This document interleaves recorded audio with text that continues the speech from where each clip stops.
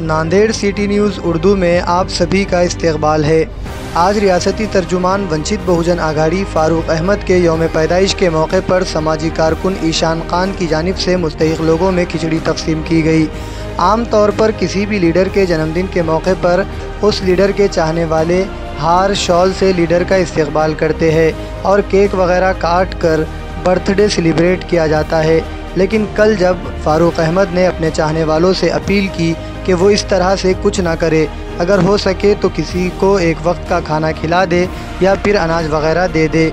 इस पर अमल करते हुए ईशान खान ने इस कार खैर को अंजाम दिया और अपनी जानिब से मुस्तहिक लोगों में खिचड़ी तकसीम की। आज फ़ारूक अहमद साहब जो कि वंचित बहुजन आघाड़ी के राज्य प्रवक्ता है, उनकी सालगिरह के मौके पे हमने शहर के मुख्तलिफ़ जगहों पे खिचड़ी तकसीम करी है। जैसे कि सुबह में उन्होंने फ़ेसबुक के ज़रिए अपील की थी, जो लोग सालगिरह के मौके पे फूल का हार या बुके ला कर देते हैं, उनसे अपील की थी। जो लोग उन्हें चाहने वाले लोग हैं जो फ़ारूक अहमद को, तो उनसे अपील ये की थी कि वो लोग भूखों को खाना खिलाए या फिर जिन लोगों के पास राशन नहीं है उन्हें राशन पहुंचाए, तो उन्हें ज़्यादा खुशी होगी।